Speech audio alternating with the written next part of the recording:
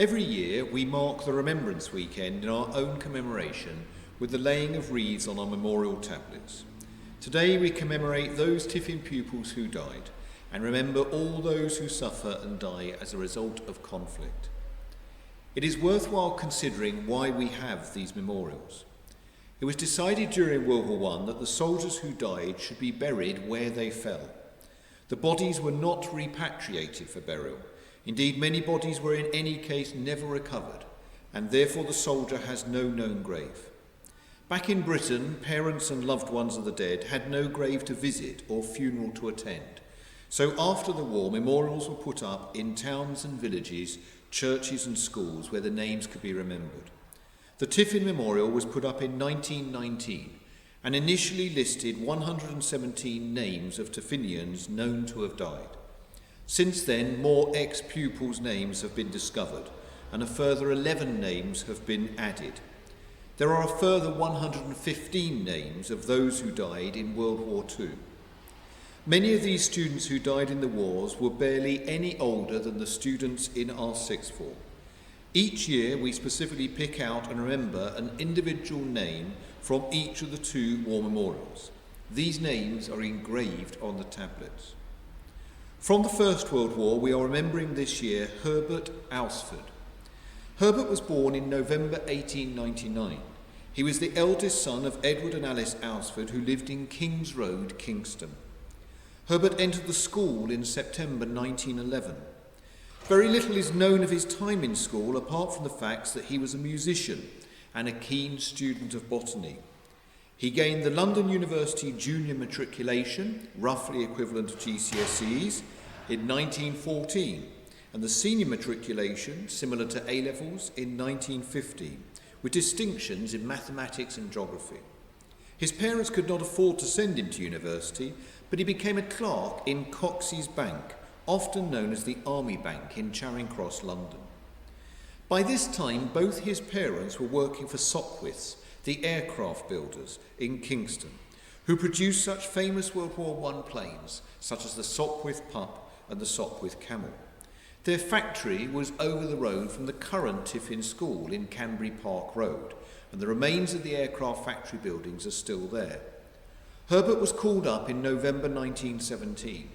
Nominally, he was commissioned as an officer cadet in the Essex Regiment, but perhaps due to the family interest in Sopwith's planes in Kingston, he immediately began training with the Royal Flying Corps in December 1917. He was being trained as an observer and was assigned to 99 Squadron, a bombing squadron. Part of his training involved the early use of radio, alongside navigational skills, map reading, aerial photography and bomb aiming. He was commissioned as a second lieutenant in January 1918 and in March moved with his squadron to France, forming one of the units intended as a bombing force. Their first mission, now as part of the newly formed Royal Air Force, flying out of Tantonville in eastern France, was on the 21st of May 1918, targeting the railway yards at Stuttgart. Herbert survived more bombing raids on Stuttgart on July the 30th and 31st, when 26 aircraft left and only 8 returned, including Herbert with minor injuries from anti-aircraft fire. The squadron were flying in new de Havilland bomber aircraft, the DH-9, but these were underpowered and frequently had engine malfunctions. The squadron was reinforced with inexperienced sergeant pilots to replace the lost officer pilots. On August the 30th, after one bombing raid, Herbert's new pilot, Sergeant Wilson, was unable to return to base and was forced to land at another French aerodrome near Toul. Besides flak damage, there had been problems with the engine, which was repaired overnight. However, on the following morning, Herbert's machine stalled shortly after takeoff, and both he and the pilot were killed in the crash. Both are buried at Essegney Military Cemetery near Charmes in a part of France where it is unusual to find British casualties of the First World War. He was just 18 years and 9 months old when he died. His younger brother also attended Tiffin, leaving after the war in 1919. Coxey's Bank became part of Lloyd's Bank, and a memorial to the bank members who died in World War I was put up in the banking hall in 1919. Unfortunately, the whereabouts of that memorial is not known, but his name is commemorated on the Kingston War Memorial, and he is the first listed name on our World War I school memorial. From World War II, we remember William Foster. William was born in 1902 and attended Tiffin School between 1914 and 1918. He was a member of the school scout troop. After leaving school, he was apprenticed to a surveying firm in Kingston and qualified as a chartered surveyor in 1925. His firm found plenty of work with the house building boom of the 1920s and 30s in the Kingston area.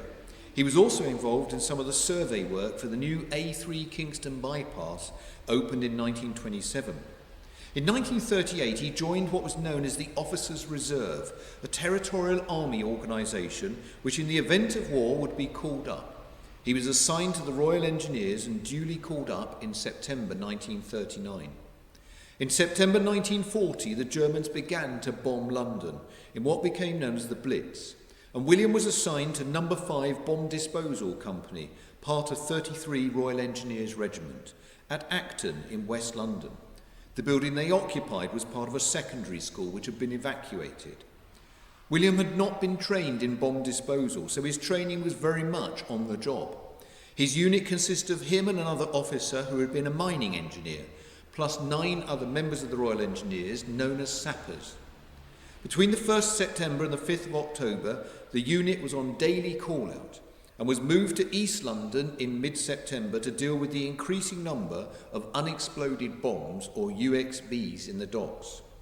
On the 5th of October, they were called to deal with a 100-kilogram unexploded bomb which had landed in the front garden of 121 Connor Road, Dagenham, one of 5 houses in a terrace on a 1930s estate. The sappers were called upon to dig around the bomb so that the 2 officers could get to the detonator to defuse the bomb. The bomb turned out to be a new type with 2 anti-disturbance detonators. The decision was taken to attempt to defuse the bomb, but it exploded shortly after the 2 officers started work. The force of the explosion from such a huge bomb killed the 2 officers and 3 of the sappers instantly.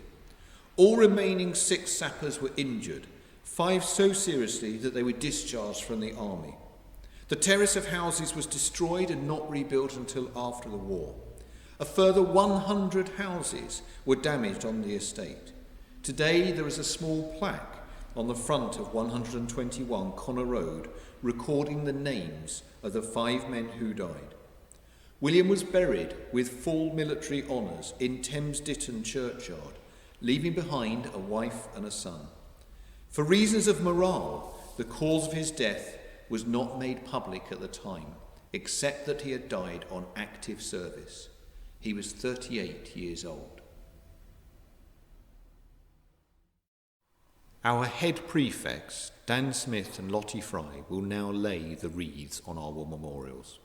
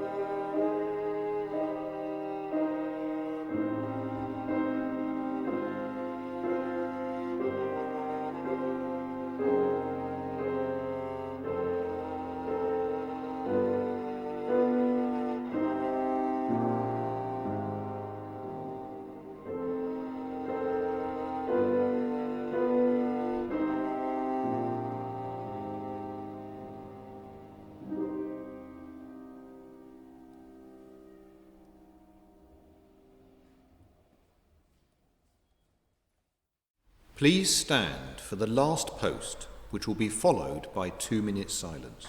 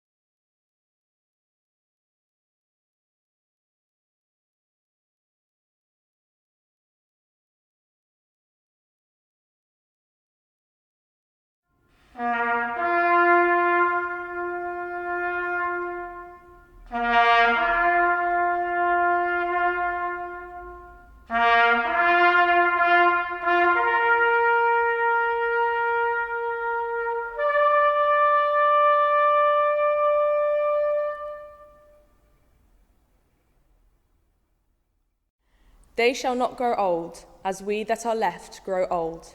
Age shall not weary them, nor the years condemn. At the going down of the sun and in the morning, we will remember them.